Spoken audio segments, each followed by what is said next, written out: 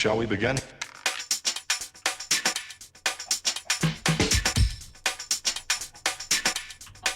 Let's begin. Welcome back, everybody, to another episode of Modded Minecraft, and we are exploring. And I found these, which I have never seen before. These are roasters. Ah, what are you guys?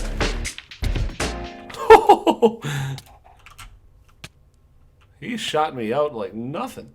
What did I get? So I got rose red from him. I'm not sure. See if I got anything in the backpack. Raw chicken. So it doesn't look like they give you anything special. They give you the rose red, and that's basically it. Do you guys like lay eggs that I could grab an egg? I don't see an egg. This is the flower biome, essentially. And I think I've seen these biomes before. I think I've been through a flower biome before, but I've never seen roasters before. That's pretty funny.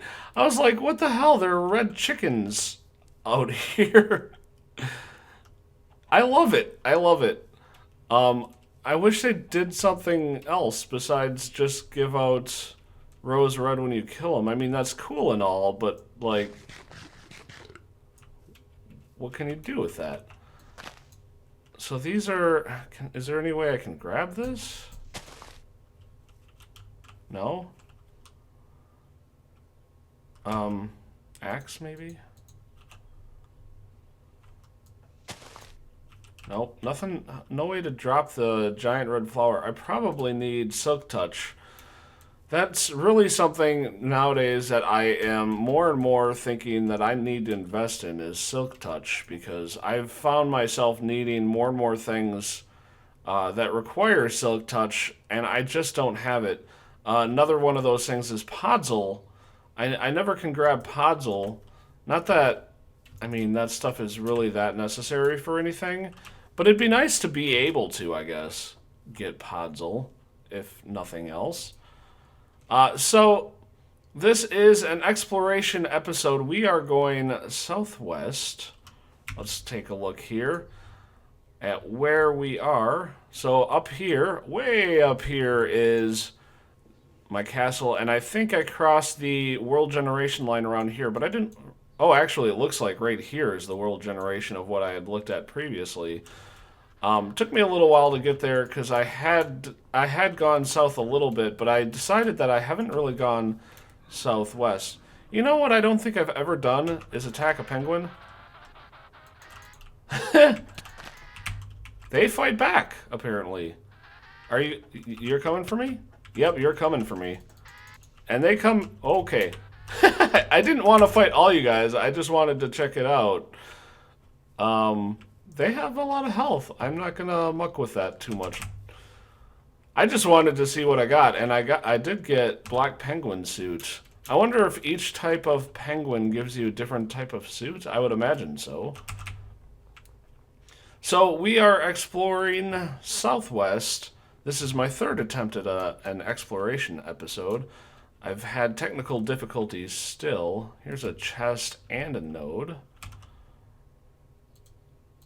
For the most part, my technical difficulties are pretty much done, and right now they're really just about me being dumb more than anything.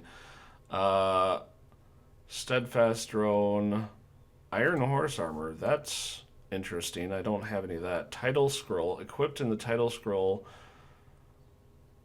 Okay, I don't know what that is, so I'm going to take it because I've never seen one before.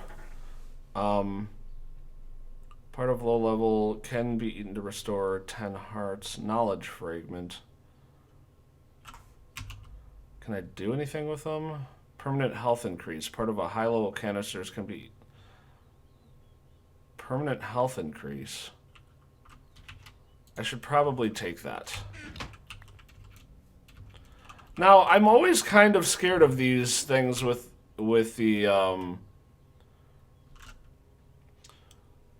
treasure chests, because In previous versions, I believe, of Thaumcraft, they always came with little will-o-wisps that attacked you with lightning, and I never liked that part. So I'm always kind of hesitant. Now, do you attack me back? No. So it's not like I was kind of wondering if those, like, all penguins were going to be hostile towards me now that I attacked one. So if it was like the zombie pigman mentality, maybe every emperor penguin does, but not. Ooh, I started going the wrong way. So I want to continue going this way. There is a slime place up there, but I have no way to climb up there right now, and I really don't feel like making some random or going in and mining dirt in order to get there. Looks like we have, again, this has all been pretty much tundra and snow. It's too bad.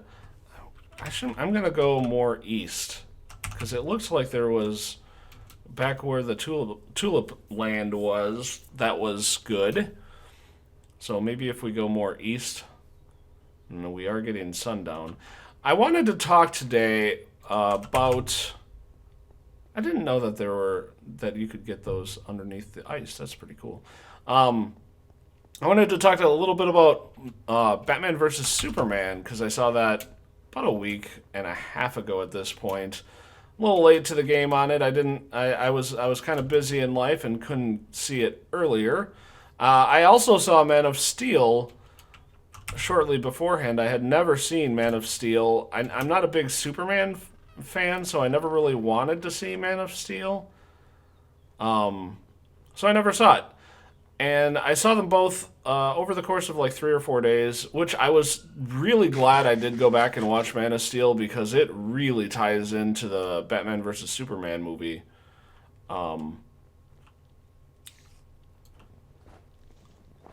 Spiders. That's not scary at all.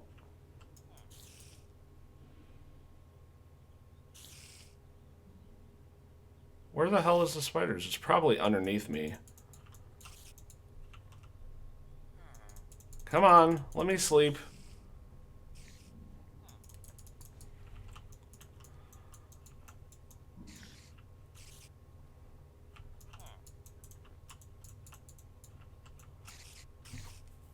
All right, so my thoughts. First of all, I wanted to talk a little bit about Man of Steel, I guess, kind of leading into Batman versus Superman. This is cool. Little indoor greenhouse, pretty nifty. Carrots. It's like on top of this crevice, which I'm pretty sure has like monsters in it. It's an interesting little village we found there. Now, where are we going? Yeah, we're going the right way. All right, so Man of Steel, overall, I thought it was an okay movie. I'm not a huge Superman movie, so I was taking it with the Superman grain of salt. I'll throw that out there right away. Which means to say, to me, Superman is a flawed character in the first place because he's invincible and he's too much of a goody two-shoes to be interesting and worthwhile to pay attention to. And my main problems with the Superman movie was Superman. So, like, the invincibility being a problem. I liked how they dealt with kryptonite in that particular movie. Being that it was an atmospheric difference, I thought that was kind of cool. I liked how they made Superman struggle with being different. Like, I thought that was really cool, seeing that struggle and seeing him struggle with it. It was very different from a normal Superman. I really liked it. I I thought it gave the character depth and made it more interesting. Oh, this is kind of cool with the desert sand with snow. I like that. That's nifty.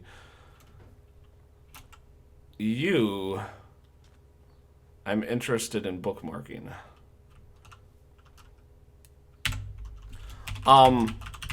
I didn't mind that he killed Zod. I thought the struggle was real, and I thought how they handled it really worked well. Spoilers, I guess. So overall, I thought it was... but my problems were like, yeah, he was invincible and stupidly overpowerful, and Lois Lane is a ridiculously stupid character, but like they handled it well, and it is a Superman movie. You're going to get those things. I can't complain that you're going to get those things out of Superman because it's Superman, right? So who cares?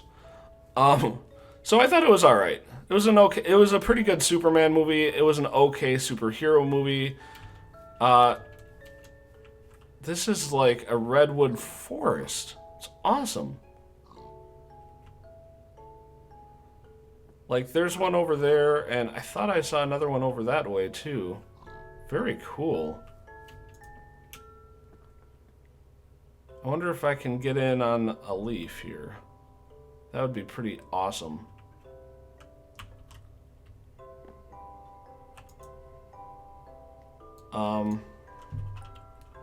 This isn't looking promising. Yay! See if I can climb up. Because I would like to get...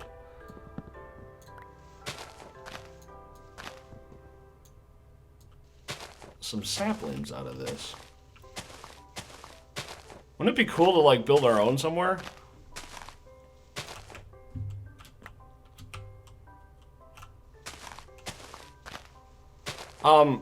So that brings us to Batman versus Superman. I really liked how they tied it into the Man of Steel movie, like, directly, and changing the point of view. I really loved that. I thought that worked out wonderfully.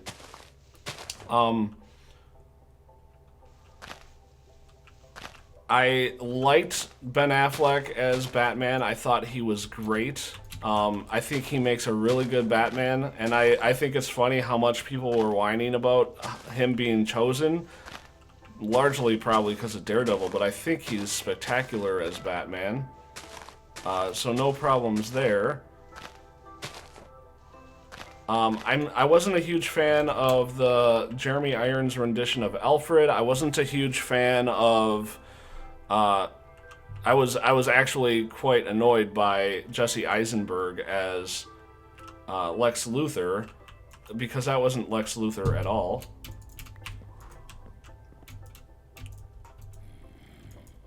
Alright, we're just gonna go to the bottom.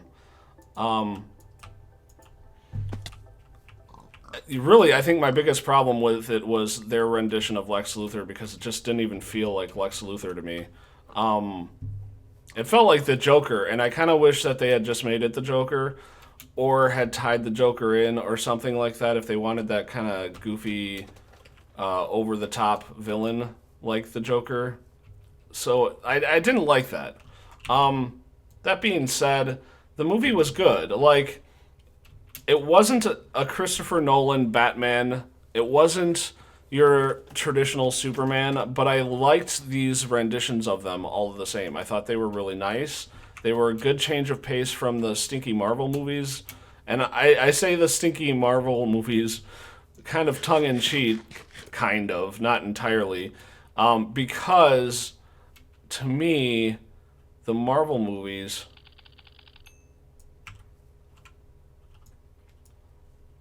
This is weird. To me, the Marvel movies are good, but they're all the same movie, and it was nice to have another come in and be like, you know what, we're going to make a different movie. We're not going to make a movie that has a stupid pun every 5 minutes to keep the audience laughing so that they don't realize how little story there is in this movie. I I liked that they were concentrating more on what was actually happening than the stupid one-liners that Robert Downey Jr. makes or fill in comedic actor elsewise. Um, I thought it was a nice change of pace, and I enjoyed that. Um, I thought the seriousness of the movie was appropriate. I had no issues with it. Those guys look nasty, so we're not going to go there. Um, I thought it was a good storyline. I didn't like that Bruce Wayne to me didn't have enough reason to be as pissed off at Superman as it was. My overall view on Batman versus Superman was that it was a B. Um, then if you like compare it to what it's competing against, which is directly Avengers and Avengers 2, I would rate Avengers 1 as either a B plus or an A minus. And Avengers 2, I actually really hated that movie and would say Avengers 2 was probably a C minus. Maybe a C at best. If I kind of want to give that one a second viewing.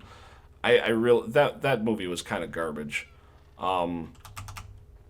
So really, like, people have been blasting Batman versus Superman and talking about how terrible of a movie it is.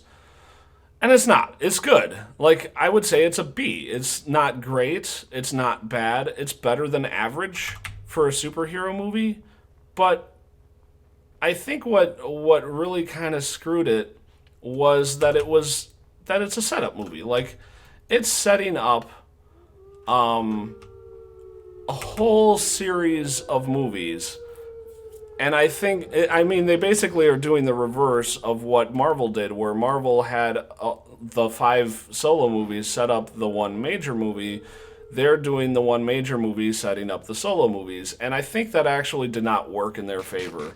Because before this movie, I would have liked to have seen a solo Batman movie and a solo Wonder Woman movie at the very least, if not a solo Flash movie even though he really wasn't in the movie at all. I still kind of wanted to see that. And the reasoning for that is that I felt that this movie's struggle came from trying to set up too much, trying to do too much, trying to establish too many characters in a single film. Whereas if they had done a solo Batman and a solo Wonder Woman, they wouldn't have had to set up those characters quite as much. Those would have been established characters by this point, and I think that would have worked better. For this movie, I think for Suicide Squad, they might be okay, believe it or not. Even though that could be the same problem. Largely because Suicide Squad, while I think is going to tie into the rest of the universe, they're not being tasked with setting up the rest of the universe the way that Batman versus Superman is. So I think that was really the main real problem I had with it. I think some people took issue with the fact that this Batman in particular is more of a high fantasy Batman rather than Chris Nolan's high realistic Batman. And really, that's not a huge problem. I thought that this Batman had more in common with the Tim Burton Batman than the Christopher Nolan Batman. And I just think part of the issue is that so many people have forgotten that Batman can be high fantasy. He can be a little over the top with the vehicles and the guns and all that stuff. That's totally appropriate for that character. He does kill. He does get extremely violent and extremely dark. And that's the one Zack Snyder is going for. He's not going for the goody two-shoes version goody two-shoes not entirely, but kind of, that Chris Nolan went with. But yeah, that's my thought on Batman versus Superman. So what do you guys think? Like, I thought I saw a node. There it is. What do you guys think about Batman versus Superman? Were you one of the ones who hated it? Did you have no problem with it? If you hated it, why? Like, I've been talking a little bit with some people about Batman versus Superman, about like why they didn't like it, about what basically rubbed them the wrong way. And a lot of the people that I've talked to felt the same as me, where there really wasn't anything particularly wrong with it. It just wasn't great. And I feel like a big part of the letdown with Batman vs. Superman wasn't really that it was a bad movie. It was that it wasn't an amazing movie. And I think a lot of people really didn't like that it wasn't amazing. And I think that's a pretty crappy thing to have to put on to a single movie like that. That's just my opinion. But what do you guys think? Tell me in the comments below. I'm very interested to see other people's opinions on this movie because it has generated so much controversies. There are two nodes like right next to each other right here. That's not going to go badly at all. And here's a sinister one. Yeah. And a chest. Got another one of those heart thingies. A file of Enchanter's Consecrate. I don't know what that is. I kind of want to take it again because I don't know what it is. Isn't that a terrible reason to take something? We're just going to mark this one as 2 nodes. That's pretty impressive that there's 2, like, right next to each other. Because I think that if you get them close to each other, they kind of swallow each other up and make bigger nodes. So that could be an interesting dilemma later down the road. I did bring a saddle, and I know I passed horses, but the horses I passed were like those weird brown and white ones, and I don't want brown and white. They look like poop, so I didn't want to get those. But anyway, I think that's going to be it for this episode, guys. Thanks for watching this episode. Next time, we are going to do something. I'm not entirely sure what the next episode is going to be about. That I have slotted to be my random time episode where I am doing something that's not castle building or base building or exploring. I'm going to be doing something else. I have an idea, but we'll see that next time. Thanks for watching. I will see you again next time. Bye-bye.